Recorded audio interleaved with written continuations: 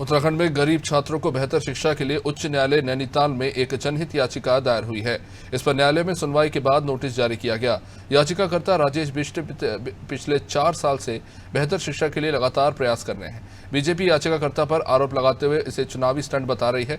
उधर कांग्रेस ने कहा कि स्कूलों में शिक्षक नहीं है, लगातार हादसों को न्योता दिया जा रहा है, हालत काफी खराब है, कोई ध्यान नहीं दे रहा।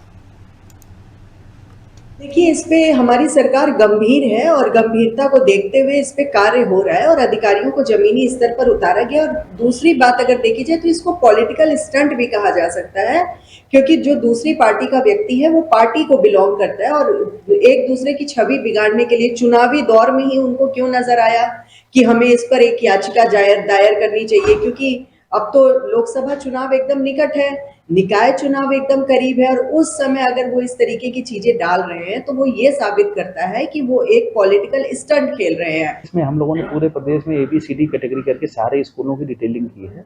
डी कैटेगरी वो हैं जो जिनकी भवन जर्जर हैं और लगभग 125 के भवन ऐसे हैं जो जर्जर हालत में है और उसको हमने DPR भी बनवा लिया है और इसी वर्ष हम लोग उसमें फंड रिलीज करके सारे विद्यालयों को ठीक करेंगे।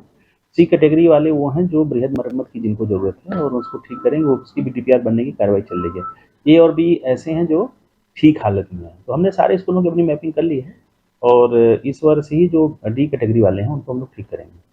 प्रदेश में शिक्षा की दुर्दशा किसी से छुपी हुई नहीं है। जो राज्य शिक्षा के मामले में पूरे देश में दूसरे नंबर पर आता था, अब जो है 33वें नंबर पर खिसक गया है। आप देखिए कि मुख्यमंत्री के विधानसभा क्षेत्र में ही पिछले साल स्कूल के बाथरूम की छत गिरने से एक 8 वर्षीय बच्चे की मौत हो जाती है और तमाम प्रदेश के स्कूलों का लगभग कमोबेश यही हाल है। स्कूलों में जो है साधन उपलब्ध नहीं है और जो है बच्चे हैं तो टीचर नहीं है, टीचर हैं तो बच्चे नहीं हैं और ट्रांसफरों के मामले में भी लगातार सरकार की मनमानी चल